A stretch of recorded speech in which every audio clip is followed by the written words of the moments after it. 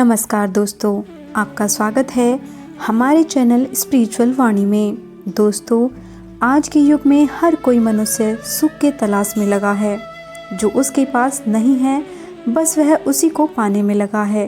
कोई सुख पाने के लिए संतों के पीछे भाग रहा है तो कोई सुख की आस में अपने जीवन साथी की ओर ताक रहा है।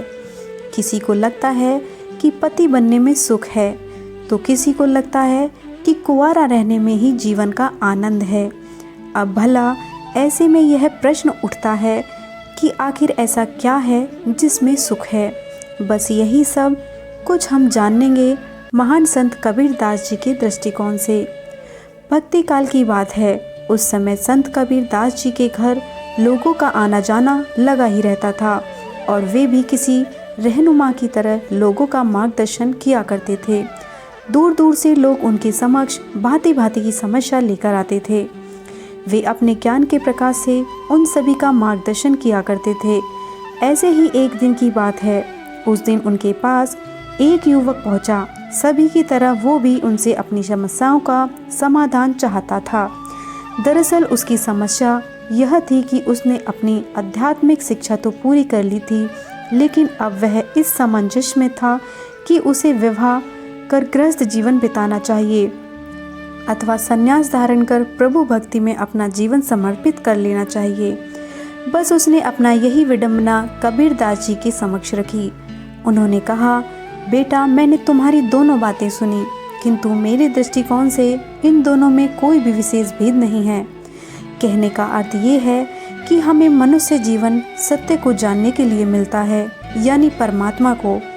फिर चाहे वह हमें सन्यासी बनकर प्राप्त हो चाहे गृहस्थ बनकर, कोई फर्क नहीं पड़ता।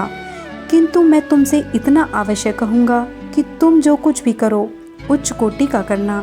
युवक ने कहा कि गुरुदेव, मैं कुछ समझा नहीं। तब कबीर जी ने कहा कि तुम कुछ दिन प्रतीक्षा करो, समय आने पर तुम्हें प्रत्यक्ष रूप से बताएंगे। बस फिर क्या था दोस्तों, वो युवक रोज रोज उनके पास आने लगा। वो उनके सानिध्य में एकाग्रता और प्रेम पूर्वक उनके ज्ञान को ग्रहण करता रहा। काफ़ी दिन यूं ही बीत गए और ऐसे ही एक दिन दोपहर का समय हो रहा था। आसमान में सूर्य सिर पर था। कबीरदास जी और वो युवक दोनों ही भरपूर प्रकाश में बैठे थे कि तभी कबीरदास जी ने अपनी धर्म पत्नी से एक दीप जलाकर लाने को कहा और वो तुरंत ले आई। चिलचिलाती धूप में भला दीप की क्या आवश्यकता, ऐसा विचार उस युवक को आया, किंतु इस सब पर उसने कुछ नहीं कहा और इस प्रकार से वह दिन भी बीत गया। अगले दिन फिर से वो युवक अपने नियत समय पर उनके समक्ष पहुंचा। हालांकि अब भी उनके मन में वो कल वाली दिए की बात घूम रही थी, किंतु इससे पहले कि उनसे कुछ पूछता, कबीरदास जी उसे एक सन्यासी के पास ले गए। वो सन्यासी अत्यंत ही वृद्ध थे। बड़े ही मुश्किल से वे अपनी दिनचर्या पूरी कर पाते थे। उन्हें देख ऐसा प्रतीत होता था कि मानो वे कल ही अपने प्राण त्याग देंगे, लेकिन यह तो मानो उनकी भक्ति का ही प्रताप था जो इतना वृद्ध होने पर भी उनके प्राण उनके शरीर से जुदा नहीं हो पा रहे थे। संभवतः वे उस समय कुछ बीमार भी थे। उनके पास पहुंचकर कबीरदास जी ने उन्हें आवाज़ लगाई। बामुश्किल वे उनके पास आए। इस पर कबीरदास जी ने उनकी आयु पूछी। उत्तर में उन्होंने करीब 100 वर्ष कहा और फिर से वो अपनी कुटिया में प्रवेश कर गए। कुछ देर बाद कबीरदास जी ने पुनः उन्हें आवाज़ लगाई। सुनकर इस बार वे फिर से कुटिया से बाहर आए। अब की बार कबीरदास जी ने उनसे पूछा, आप यहाँ कितने समय से निवास कर रहे हैं? जवाब में उन्होंने कहा, करीब 40 वर्षों से। तदंतर वे फिर से अपनी कुटिया में चले गए। थोड़ी देर बाद कबीरदास जी ने फिर से उन्हें आवाज़ लगाई और हर बार की तरह इस बार भी वे बड़े ही कष्ट से बाहर आए। इस बार कबीरदास जी ने उनसे पूछा, बाबा, क्या आपके सभी दांत उखड़ गए? लेकिन दोस्त अब वे ठीक से बोल नहीं पाए। बार बार आने जाने से उनकी सांसें फूल गई थी। पैरों में कंपनी भी हो रहा था, मानो वैसे अभी गिर पड़ेंगे। अतः उन्होंने जैसे तैसे इशारों में उत्तर दिया और वे फिर से अपनी कुटिया में जाकर विश्राम करने लगे। इधर कबीरदास भी अपने उस युवा साथी के साथ अपने निवास स्थल की ओर चले गए, किंतु युवक को अब भी कुछ समझ में नहीं आ रहा था।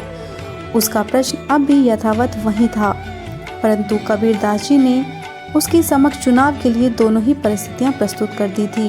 उन्होंने कहा, बेटा, मैंने अपने सद्व्यवहार से अपने जीवन साथी को अत्यंत ही आज्ञाकारी बनाया।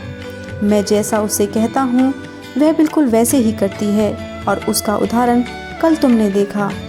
जब मैंने उसे कहा कि मुझे दीपक की आवश्यकता है, तो उसने मन में तनिक भी संदेह नहीं किया। उसने मुझसे कोई तर्क वितर्क नहीं किया। सूरज सर पे है तो दीपक की क्या आवश्यकता होगी। अब सुनो दूसरा उदाहरण। जब मैं तुम्हें उस सन्यासी के पास लेकर गया तो तुमने देखा वे अत्यंत ही वृद्ध और बीमार थे। यदि शरीर रूप से देखें तो उस समय वे बहुत ही कष्ट में थे। इस सब के बावजूद भी वे हर बार हमारे बुलाने पर उपस्थित हुए।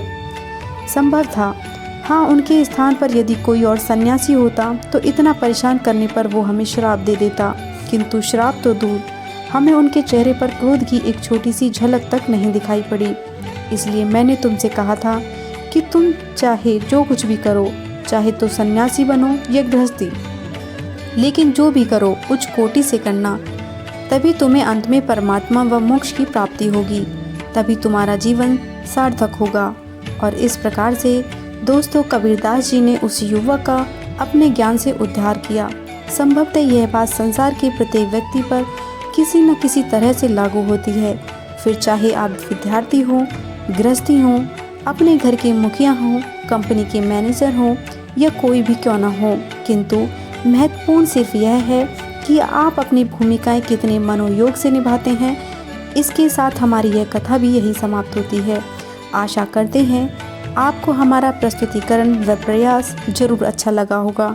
आपने हमें इतने प्रेम से सुना, इस सब के लिए आपका बहुत बहुत आभार। यदि आपको हमारी वीडियो पसंद आई हो तो हमारे चैनल को सब्सक्राइब अवश्य करें और बेल आइकन दबाना ना भूलें। नमस्कार।